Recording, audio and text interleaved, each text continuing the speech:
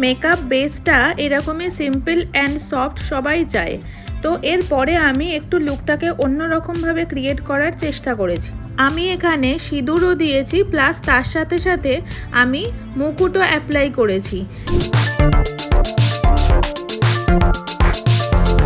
তো hello everyone, welcome to my channel. I am makeup artist Soma Bhattacharya. So আমি video বানাই তাদের জন্য যারা প্রফেশনাল অ্যান্ড পার্সোনাল দুটো কাজের জন্য মেকআপ শিখতে চাও, যারা কোনো কারণে মেকআপ শিখতে যেতে পারে না, তাদের জন্য আমি ভিডিও বানাই। তো তুমিও যদি সেরকমই হও তাহলে অবশ্যই আমার চ্যানেলটাকে সাবস্ক্রাইব করে নাও। এখান থেকে তুমি অনেক কিছু জানতে পারবে, অনেক কিছু শিখতে পারবে। আর বেল আইকনে প্রেস করে নাও, তাহলে আমি নতুন ভিডিও আপলোড করলে তোমার কাছে নোটিফিকেশন পৌঁছে যাবে।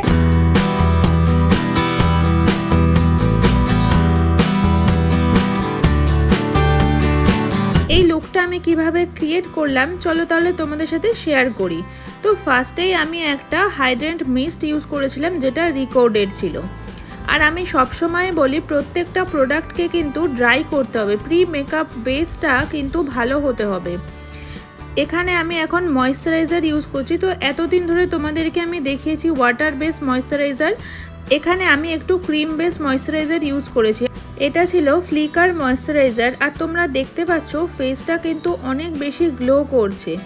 আর এই ময়েশ্চারাইজারটার মধ্যে একটা গ্রিপ ব্যাপার থাকে, যেটা আমাদের সমস্ত প্রোডাক্টগুলোকে না ধরে রাখতে হেল্প করে। তো আমি এখানে স্কিপ করে গেছিলাম সামহাউ প্রাইমারটা।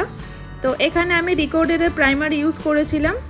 তারপর আমি কারেক্টার ইউজ করেছি, যেহেতু ওর ফেসে সেরকম কোনো ডার্ক সার্কেল বা কোনো স্পট ছিল না, তাই আমি অরেঞ্জ কারেক্টার অ্যাপ্লাই করিনি। আমি ডিরেক্ট একটা 1 শেড ডার্কার কনসিলার ইউজ করেছিলাম। তারপরে আমি ফাউন্ডেশনে চলে গেছি।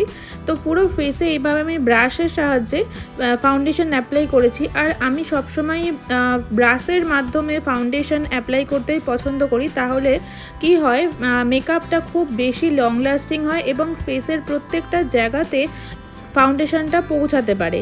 তারপর আমি এখানে একটা কনসিলার ইউজ করেছি, এটা ছিল পিএসির স্পটলাইট কনসিলার। আর আমি ফাউন্ডেশন হিসেবে ইউজ করেছিলাম ম্যাকাসমিয়া অ্যান্ড অ্যাফ্লিয়েজম। কনসিলারটাকে ভালোভাবে আন্ডার আইতে ব্লেন্ড করাতে হবে, তা না হলে কিন্তু আমাদের চোখের নিচে যে ভাঁজগুলো থাকে সেখানে কনসিলারগুলো আটকে থাকবে এবং ওই ভাঁজের জায়গাগুলো থেকে মেকআপ পরে উঠতে শুরু করবে।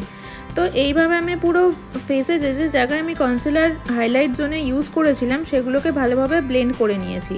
তারপরে আসছি আমি কন্ট্রোরের জায়গায়। এবার তোমরা দেখো আমি কন্ট্রোরটা একটু রাউন্ড শেপে করছি, বিকজ আমি ওর ফেসটাকে একটু রাউন্ড শেপই দিতে চাইছি। কেন কি আমি একটা ব্রাইডাল লুক দিতে চাইছি ফেসে। তো সেই ক্ষেত্রে আমি কোনো ফ্যাশনের মতন করে কন্ট্রোর ইউজ করব না, একদম শার্প চিক আমি একদমই চাইছি না। সেই জন্যে আমি এখানে একটু রাউন্ড শেপ রেখেছি। আর এমনিতেই ওর ফেসটা একটু রাউন্ডই ছিল, তো সেই জন্য আমি এখানে ফেসটাকে রাউন্ড রেখেই কন্ট্রোর করেছি।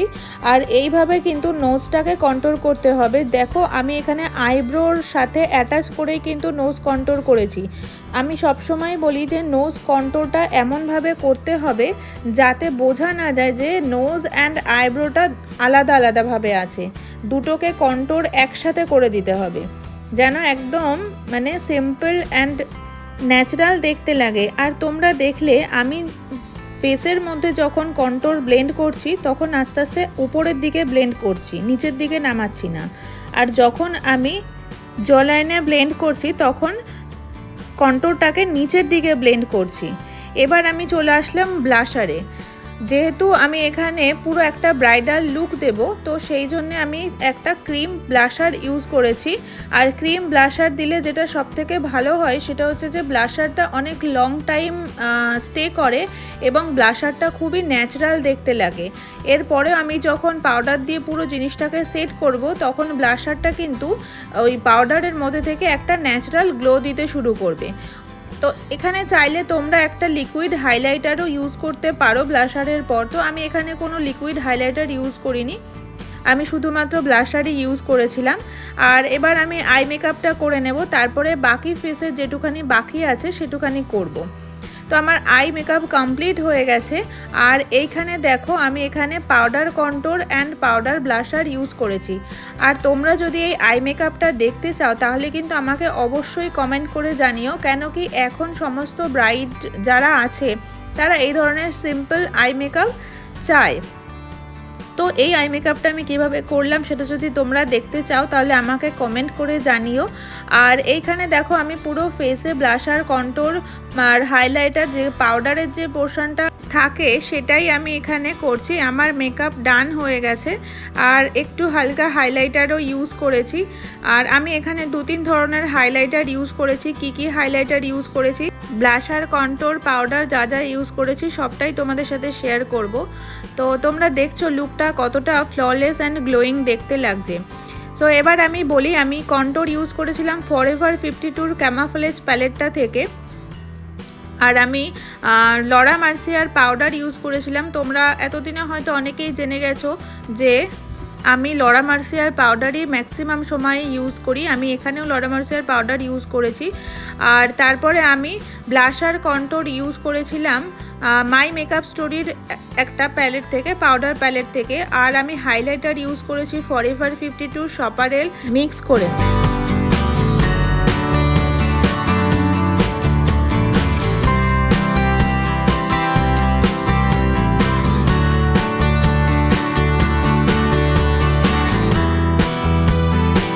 তোমাদের কেমন লাগলো আমার ভিডিও সেটা নিশ্চয়ই জানিও, এবং আমাকে কমেন্ট করে জানিও যে তোমরা আর কি ধরনের মেকআপ আমার কাছ থেকে দেখতে চাইছো।